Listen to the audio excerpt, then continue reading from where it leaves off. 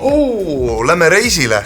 See on lihtne pakkimine. Aga mis siis, kui sa pead kodust lahkuma kiiresti või ootamatult?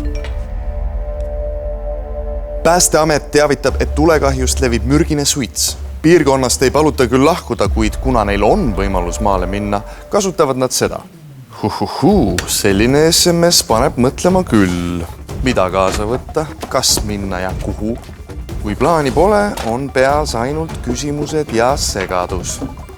Tundub tuttav, eks? Evakuatsiooni nimekiri on umbes nagu suveks treenimine. Kõik teavad, et seda peaks tegema, aga Eesti suvi, see tuleb ju alati nii ootamatult. Aga ole mureta, ka viimase hetke pakkimise jaoks on olemas kiirjuhend. See on sinu evakuatsiooni nimekiri. Ja unusta hinnaline maal. Jäta meelde 4 kõige tähtsamat asja. Dokumendid, sularaha koos pangakaardiga, olulised retseptiravimid ja loomulikult laetud akupank telefoni jaoks. Lähme. Aga esmalt veendu, et kodu jääks sinust võimalikult turvaliselt maha. Elekter välja ja vesi kinni.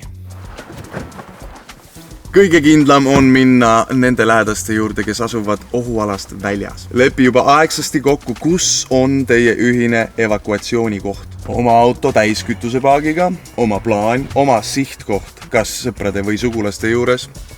See ongi iseseisev evakuatsioon. See on plaan, mis päästab. Katseta nüüd sina oma versiooni.